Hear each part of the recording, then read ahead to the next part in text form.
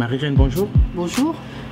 Alors, je vous remercie d'avoir répondu à l'invitation de Cadivox. Merci à vous, Cadivox, de m'avoir invité. Voilà. Alors, cet entretien va porter sur les élections en République centrafricaine. Il faut signaler pour nos auditeurs que vous avez été candidate aux élections générales de 2010. De nouveau, vous vous êtes déclarée candidate pour les élections générales de 2015. Pour terminer, vous n'avez pas postulé pour briguer la magistrature suprême. Pourquoi?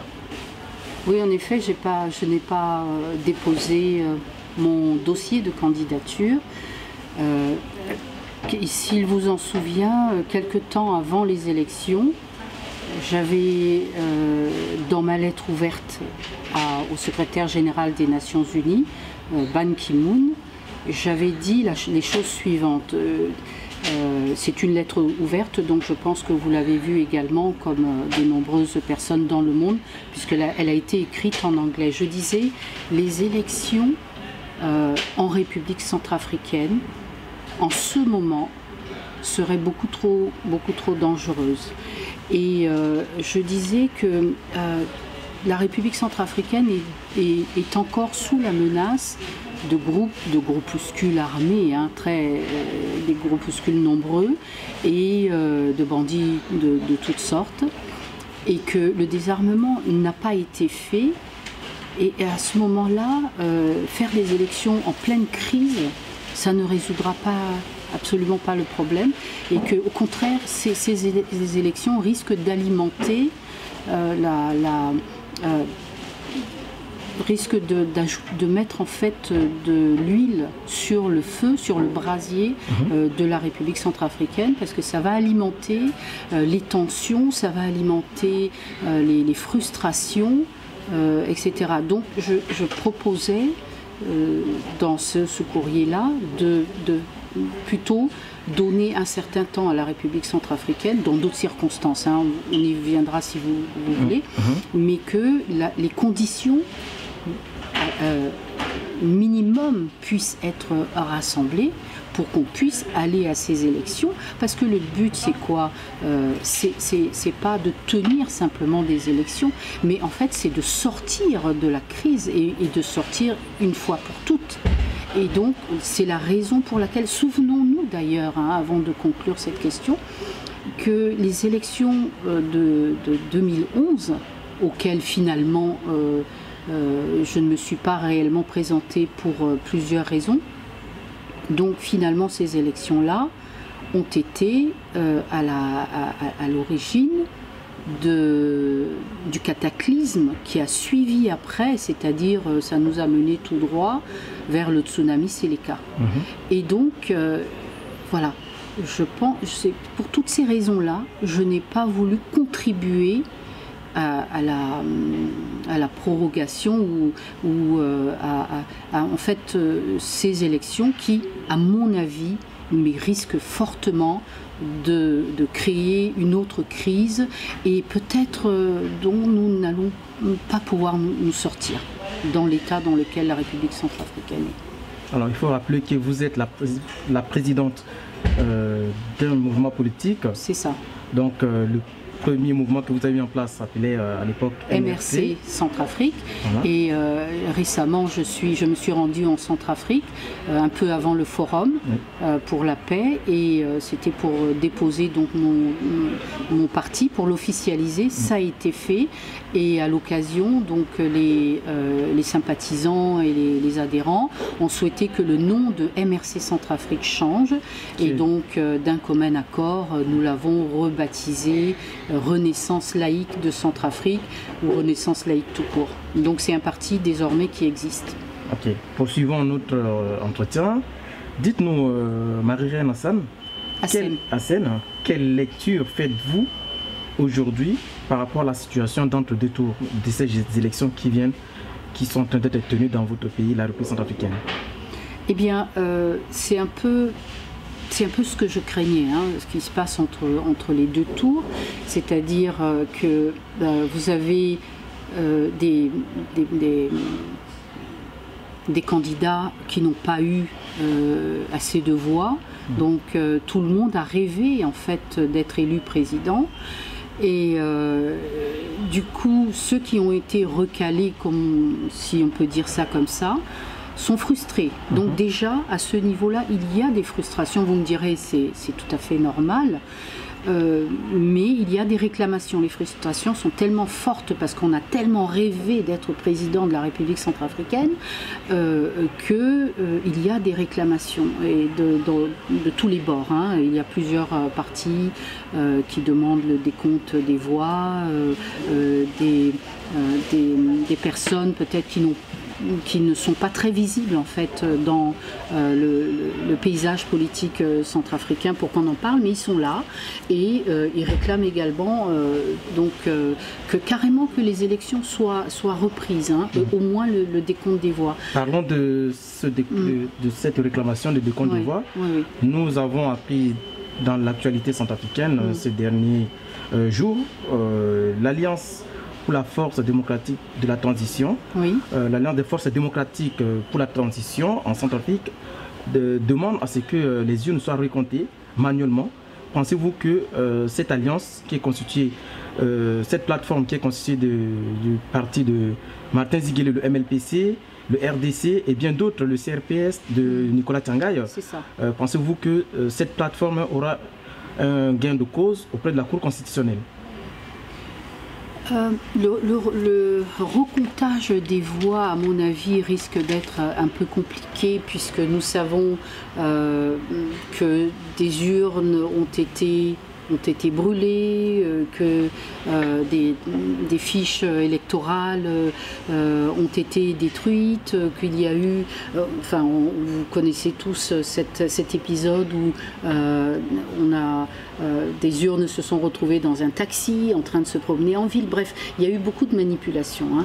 Et donc, je trouve qu'il est tout à fait normal que les candidats, que l'AFDT que vous avez cité, qui compte des candidats, mais les autres également, je trouve tout à fait normal qu'il y ait cette protestation. Mais je voudrais rappeler à ces candidats que nous avions dit depuis le départ, et tout le monde savait que ces élections allaient se passer dans ces conditions et qu'il allait y avoir des malversations, qu'il allait y avoir des frustrations, etc. Donc, pour être raisonnable, nous avions demandé de ne pas aller à ces élections-là et d'exiger un minimum pour que ces élections puissent être faisables et pour que ça ne provoque pas toutes ces réactions. Mais on y est quand même allé. Hein. Vous avez vu le nombre de candidats, le nombre pléthorique.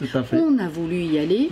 Maintenant, on a même signé un document promettant, je ne sais plus comment vous appelez ce document-là, promettant de ne pas protester à aucun moment. Et maintenant, voilà, on proteste, on veut faire machine arrière parce qu'on a la surprise de ne pas être parmi les premiers arrivés. Donc, on a demandé de ne pas y aller, ce que vous dites. Pourtant, il y a un slogan qui circule dans le milieu centrafricain, que ce soit au niveau de la diaspora, que ce soit au niveau de la République centrafricaine. Un slogan « Allons seulement ». Qu'en pensez-vous?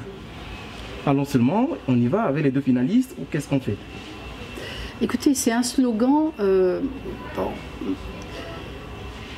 qui est un peu surprenant en fait, mais qui ressemble bien, malheureusement, à mon pays, la République centrafricaine, mais qui ressemble bien à la classe politique et qui ressemble à la société civile, qui ressemble en fait à tout ce qui compose toutes ces classes. Expliquez-nous.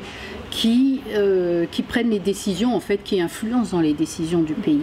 Mais allons seulement, pour moi, je vais vous dire franchement, dans mon langage assez carré qui m'est habituel, je n'ai pas la langue de bois et je suis connue pour ça. Ça me rappelle des moutons, vous savez, un troupeau de moutons qu'on mène à l'abattoir ou qu'on mène sur un chemin qui va les mener dans le gouffre, où ils vont tous s'écraser et mourir. Et ces moutons bêlent gentiment et y vont.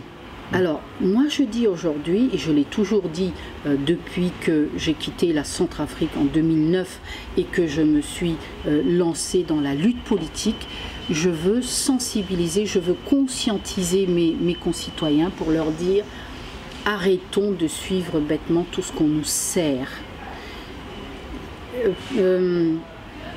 Réagissons à certaines choses. Réagissons à certaines choses. Parce qu'aujourd'hui, l'histoire se répète. L'histoire se répète. Et c'est un cercle vicieux dans lequel on est en train de tourner depuis des décennies. Et donc, allons-y, allons seulement, d'accord, mais allons vers quoi? Il est temps peut-être de se poser la question. Vers quoi nous allons? Pourquoi nous devons y aller? Qu'est-ce que ces élections, dans ces conditions-là, vont apporter à la République centrafricaine? C'est la question qu'on devrait plutôt se poser. Ok. Vous qui connaissez si bien la vie politique centrafricaine, le milieu politique centrafricain, qu'est-ce qui va, selon vous, changer en Centrafrique après ces élections? Vous savez, en République centrafricaine, on tire rarement les leçons du passé. Et c'est un de nos gros problèmes. On tire la mauvaise gestion des élections a toujours été à l'origine des nombreux conflits dans notre pays. Ailleurs aussi, hein, mais surtout dans notre pays. Et en Centrafrique, les périodes électorales, pour ceux qui suivent bien l'histoire du pays, ont toujours été périlleuses. Et cette fois-ci, je pense que nous avons là maintenant un processus électoral qui est mal maîtrisé et qui est irréaliste. Et donc, moi je crains des lendemains qui déchantent. Jusque-là, je me félicite que les choses se soient passées dans le calme. Et je craignais le contraire. N'oublions pas, ne nous laissons pas fourvoyer par ce calme apparent. Il faut que, je voudrais qu'on soit apparent, tous... Vous pensez qu'il y a l'anguille sous roche ou... La réalité est là. La réalité, c'est quoi? La réalité, c'est que les priorités qui devaient être réglées avant que nous allions aux élections, par la transition, ces priorités n'ont pas été prises à bras le corps et n'ont pas trouvé de solution. C'est-à-dire aujourd'hui, le désarmement n'a pas été fait. Ça signifie que de nombreux groupes armés et groupuscules armés sont toujours là.